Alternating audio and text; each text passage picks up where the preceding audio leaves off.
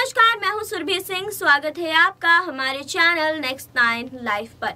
लता मंगेशकर जी अब इस दुनिया में नहीं है, उनका निधन हो गया है। उनके निधन के बाद हर कोई उनकी जिंदगी से जुड़ी कुछ खास बातें जानना चाहता है। तो आज हम आपको बता दें कि हम लता मंगेशकर की मां को लेकर बात करने वाले हैं, जिनका नाम सेवंती मंगेशकर था।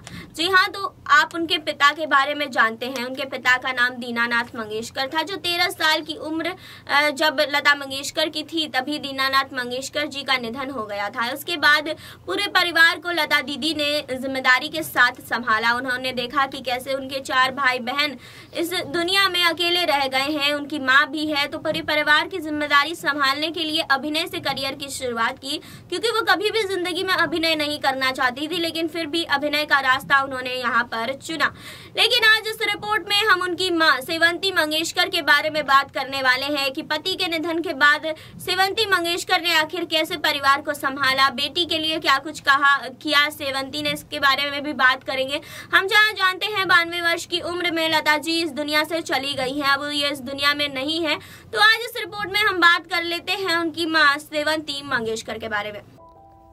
सुरों की मलिका लता मंगेशकर का यूं ही स्वर कोकिला नहीं कहा जाता था। उनकी आवाज़ में वो खनक, वो एहसास था जो आज के गायकों की आवाज़ में सुनने को नहीं मिलता। लता मंगेशकर ने अपने करियर में करीब 1000 हिंदी फिल्मों में गाने रिकॉर्ड किए। इसके अलावा वो कई अन्य भाषाओं के लिए गाने भी गा चुकी थी। अब वो भारत की सबसे सम्मानित गायिका में से एक थी। उनकी मधुर और मनमोहक आवाज़ ही उनकी लोकप्रियता की वजह बन गई थी। लता मंगेशकर 5 भाई बहनों में सबसे बड़ी थी। वो महज 13 साल की थी जब उन्होंने पहली बार गाना गाया था। 1942 में शुरू हुआ उनका फिल्मी करियर कई दशकों तक चला। अपने करियर में उन्होंने अलग अलग भारतीय भाषाओं में करीब 30,000 गाने गाए। 2001 में उन्हें भारत के सर्वोच्च नागरिक भारत रत्न से नवाजा गया। लता मंगेशकर की उपलब्धियों के बारे में तो हर कोई जानता है, लेकिन उनके संघर्ष के दिनों के कई किस्से कहानियां लोग आज भी अनजान हैं।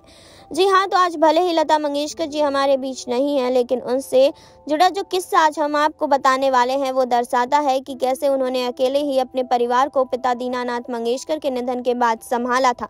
जी हाँ, लता मंगेशकर के पिता दीनानाथ मंगेशकर अपने परिवार में इकलौते कमाने वाले थे।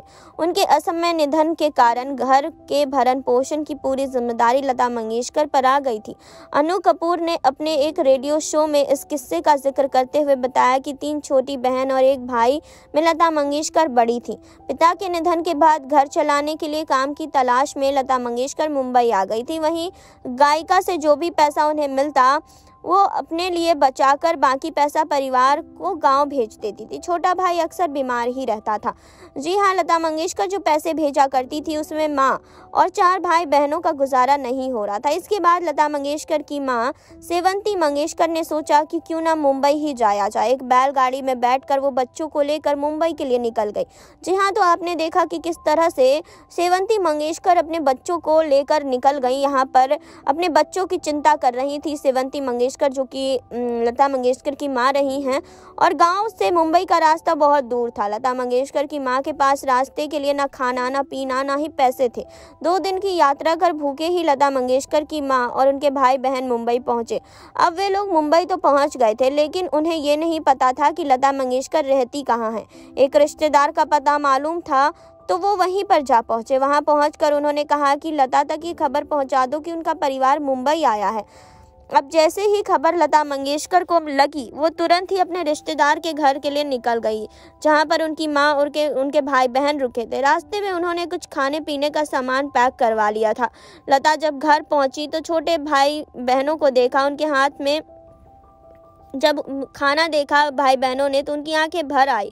माहौल तो बहुत ही भावुक हो गया था। लता मंगेशकर ने अपने हाथों से अपने बहन और भाइयों और मां को खाना खिलाया।